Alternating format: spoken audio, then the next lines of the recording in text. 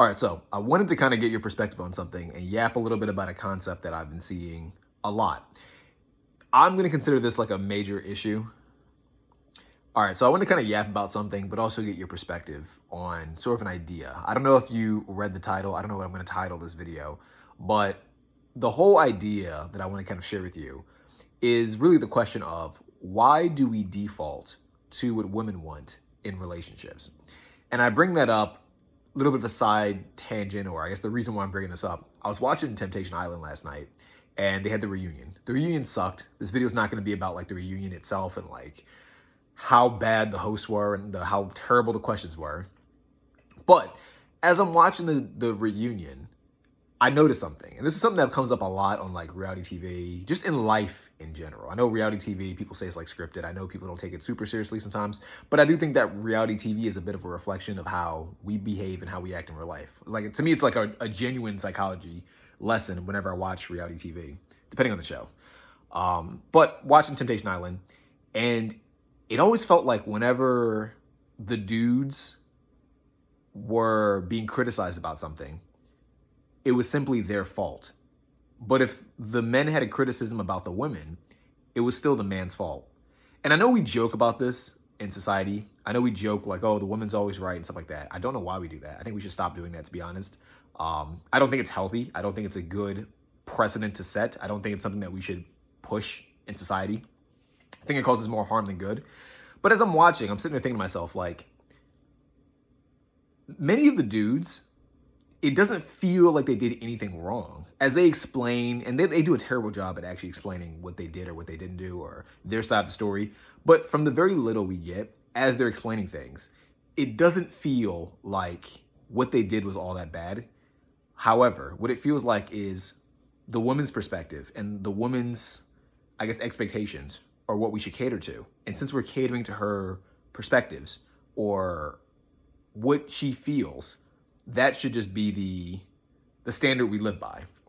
So I'll give an example of this. One of the characters, again, this is not like a Temptation Island video, so if you never watched Temptation Island, disregard the names. I'm just using the names just to keep things simple and to make the storytelling coherent enough. There's a guy in the season named Summit. His girlfriend, I actually don't remember his girlfriend's name. We're going to call her Sarah because I don't remember her name. Sarah, throughout the entire season, complains about the relationship and says that her boyfriend is acting sociopathic. And those were her words, sociopathic, because he doesn't always kind of take her seriously. And I guess he doesn't cater to her needs as much as she wants him to. And so as the season's going on, at least as I'm watching it, I kind of get this perspective, at least based on the way she's telling her side of the story. I get this perspective of, oh, he's very neglectful. He's out there chasing girls all the time. He's out there flirting with tons of people. She doesn't like it. It makes her uncomfortable. He's a cheater, things like that. And things like that, by the way, in my personal opinion, would be grounds for a breakup. They are things that are concerning. But the more and more she talks, and the more they ask her about scenarios that she went through, and the more specific she gets, the more I realize it's not an issue of Summit doing anything wrong per se. It's an issue that she doesn't like the way he's doing basically things that all humans do and that we're accustomed to doing. And so to be more specific, there's a story she tells where the host says, give an example of what Summit did that you do not like. One of these things that really made you want to come to the show and makes you believe that he's not catering to your needs. And so she says, oh, well, there's one time, where I wanted to grow a bigger booty. And I asked my boyfriend who works out how to grow a bigger booty. And he told me how to do a bigger booty. He said to do squats and eat more food. That was her story. That was it. Like, that was the story. And so I'm hearing that and I'm thinking to myself, so the issue wasn't that he said anything that was intentionally harmful. He wasn't actively trying to hurt you. He didn't do anything that most people across, like most people with like a bit of common sense would consider bad, like cheating or being unfaithful or like excessive flirting or, things like that. He didn't do any of that. You asked him a question. He answered the question. But you didn't like that he answered the question because him answering the question validates an insecurity that you have that he does not know you have. That's the issue. And again, on the surface, it seems a bit silly, but to me, it's like, this is how we treat relationships in society often. We do this thing where we take the perspective of how a woman feels, and that's what we should be striving to live by. And I'm not saying that we need to take anyone's standard per se. I'm not saying that we need to instead switch from, her standard to a dude's standards. What I am saying is that we should just use a little bit more common sense and a bit more logic to understand like why we feel the way we feel about things. And if the way we feel should make our partners feel guilty about that. Hopefully that makes sense. Like, maybe to put it a little bit better, as I'm hearing her story, I think to myself, when you speak to people in real life and you ask them a question, most people give you an answer. To me, that's a bit of common sense, right? Like if you stop somewhere, you're looking for, say you're lost, and you go to someone and say, I'm a bit lost, sir. Can you help me find, the nearest grocery store, the nearest gas station, just so I can get gas? And the guy says, oh yeah, you just go down the street, make 2 lefts, and then you make another left at the 4th exit, and then you're good to go. You should be there. Cool. I asked him a question. I got a response. That's usually the purpose of asking a question. In her case, I asked a question. He answered the question, but he didn't read my mind and validate that I look good the way I am, which is stupid because most people, that's not the way like communication works. Like obviously, if you want to feel secure about yourself, then feel secure about yourself. No one's stopping you. But don't ask questions you don't want an answer to. Does that make sense? And again, that's one scenario, but we do this a lot in society. I've noticed this a lot where like a dude's standard sometimes is up here in a relationship. Like the things we expect a man to do in a relationship is up here, and the things we expect a woman to do is down here. And I know a lot of people will say online, oh, well, women are expected to do a lot of things. I don't agree. I really don't agree. I think nowadays in society, most people don't expect women to do that much in relationships. We might want them to do things, but it's not an expectation. And we really don't go out of our way to hold women super accountable for things that they don't do or when they don't read. There's plenty of dudes out there who I'm sure want women to read their minds, and women don't do it. And most men don't bring it up, and they are a bit more rational with the sense that obviously if I don't speak up, people won't read my mind. People can't tell what I'm thinking. And I'm sure there are plenty of dudes that get mad and expect you to read their minds too, which is still stupid. That's my point.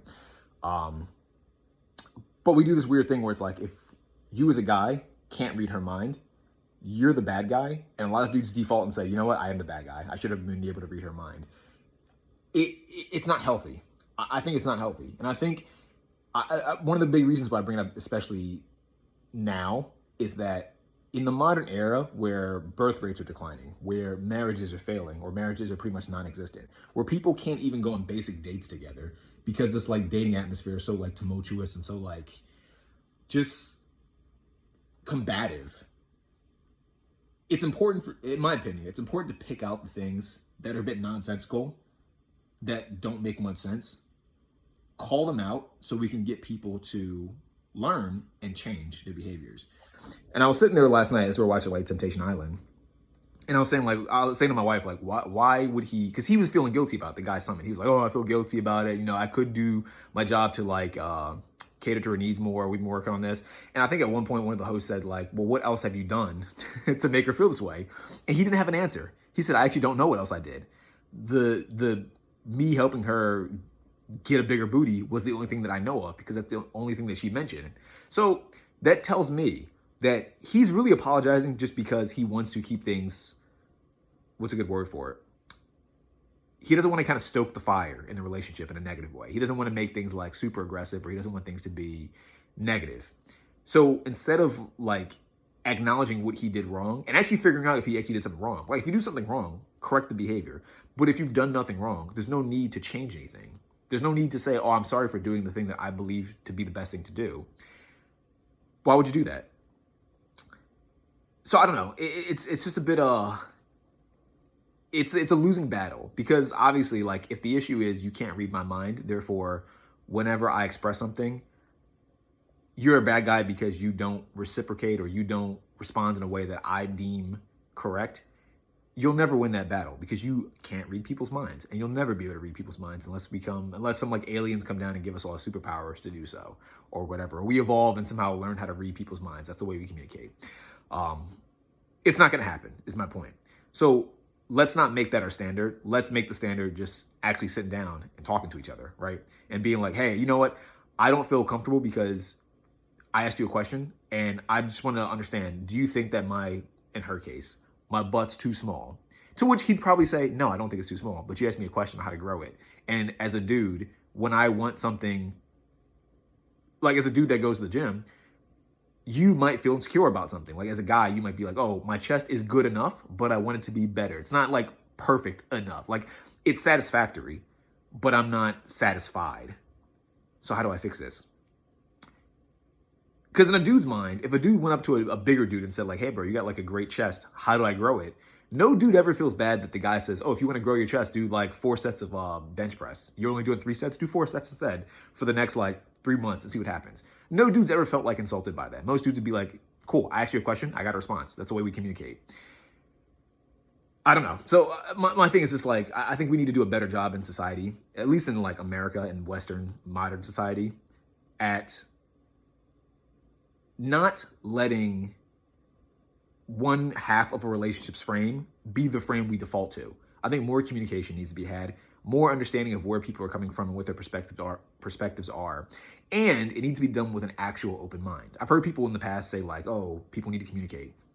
And just as a side tangent, I've heard people say a lot, dudes don't communicate, to which I will say absolutely is untrue. Plenty of dudes communicate. I'll be honest, I think most dudes I've met are far better communicators than most women. I tend to find that most women are not great communicators, especially in a relationship context, because the default is we cater to what the woman wants. That's why they're not good communicators, because her expectation is you should just know what I want, which is stupid. It's moronic. Like obviously no human can know what another human wants unless what the human wants is spoken to. Like unless you talk to your partner about what you want, how can I know what you want? And you need to contextualize it as well. You need to be very specific about what you want. You can't just be like, oh, you don't know what I want, or you should be able to understand what I want in this situation. No, I can't. Tell me what you want and be specific. Use your words, be coherent, be precise. Tell me exactly what you want, and then I'll determine if I can actually fix that thing. Because if it's unreasonable, then I'm not going to fix it because it's nothing worth fixing. It's unreasonable. But kind of getting back on it, the communication thing, I tend to find most dudes are far better communicators. The issue that I do find when it comes to like male communication issues is when men try to communicate, we default to another person's standard, women's standards. And so it puts men in a position where it's lose-lose. It's like if I bring up something that I'm concerned about, I get labeled as insecure, I get labeled as maybe being aggressive, I get labeled as misogynistic, whatever. I get a label thrown at me that makes me feel guilty about something that I know I shouldn't feel guilty about, but when people tend to call me names, I can't help but feel guilty about being called names, or at least being upset about being called a name. And so I changed my behavior. And so my thought process is, well, if I say the thing that bothers me, I get met with this much resistance. If I don't say the thing that bothers me, I only get met with this much resistance. Either way, I don't get what I want, but I'd rather not have so much resistance, and I'm more content here than up here. Does that make sense? So then that people say, oh, well, men don't communicate. It's like, no, he tried. You didn't let him because you don't understand how to communicate. That's the issue. You don't understand how to communicate. So I don't know, a little bit of a rant, a little bit of a ramble. Just kind of wanted to yap a little bit. I know this will affect nothing in the grand scheme of life. I know people will continue to do the exact thing. I guess what I'm hoping from me making this video is that there's at least one person out there that watches this, specifically a girl. I'm going to be honest, specifically a woman watches this and just thinks to themselves, has there been a moment where I've expected something of my partner or my spouse or whoever, or even friends, but I didn't actively communicate that thing in a way that's precise, in a way that they actually understand, in a way that's like understandable for both parties? If I didn't do that, how can I expect that person to cater to what I want? Or how can I expect that person to get me the things that I want or desire? And are the things that I desire actually reasonable? Because that's another part of it too. Sometimes the things you want are just not reasonable. Therefore, people can't give those things to you. Before I end, one more kind of quick, perspective or scenario that popped in my head just now. I think it was from the reunion as well. I don't remember who was talking about it. They were saying something about like flirting, and they were saying how like, oh, as a dude, you shouldn't be flirting with other girls. And, you know, in my mind, I thought about that and I said, it's a weird thing to say, because I think what people misunderstand about flirting is that flirting isn't always, it's not always what you do to someone else. Sometimes it's how other people interpret your behavior. Does that make sense? I'll give an example. You can be a very dorky guy, and you might think you're being charming, you might think you're flirting with other people, but they just find you creepy. So in their minds, you're not flirting, you're just being a weirdo. Your intent was to be flirtatious. Their interpretation was creepiness. Part of flirtation depends on the other person's interpretation of what you're doing, right? Now, you can be someone else who's very charming. You can flirt with somebody, and you can be doing it overtly. You can intentionally be trying to flirt. And the other person might realize you're trying to flirt. So now you're flirting. Then there's a third scenario where, say you're a dude, and say you're just charming. Like, say to everybody, no matter who you're talking to, whether it's a child, a baby, a dog, a random squirrel, your grandma, some old lady, some old dude, your mom, dad, sister, brother, whoever. You're just charming by default to everyone. You might just go talk to a random girl, and you might be your standard default charming self. She might interpret that as flirting. Your intent's not to flirt. Your intent is just to be talking. You're asking questions, or you're just like, for whatever reason, you're engaged in a conversation.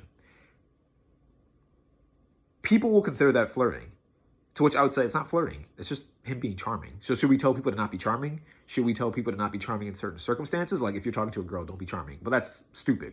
Again, going back to what I said earlier, there are some things that are unreasonable. It's unreasonable to ask of someone, change your personality in these very specific circumstances because I feel insecure about that. That's stupid. You can just not feel insecure about that, and that will solve the problem because the person's intent is not to do anything harmful. The person's just being himself. Same with girls. We can flip this too, because I know some people watching this might say, oh, well, it's not fair because you're only looking at it from the guy's point of view. I can take it from the girl's point of view as well. Say you're a girl, say you're very attractive.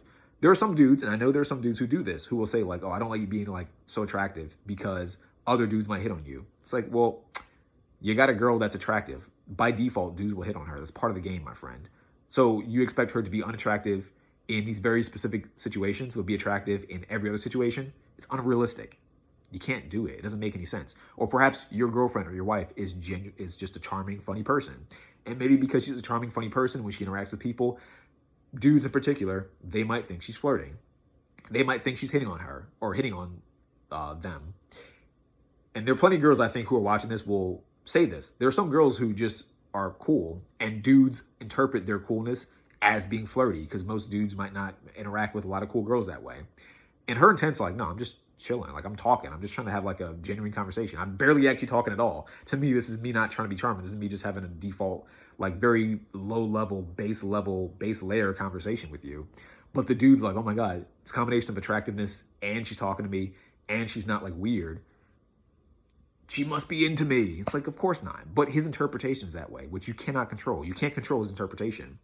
So you, as a dude, it'd be ridiculous for you to ask her to stop doing that because she's not doing anything. She's just being herself.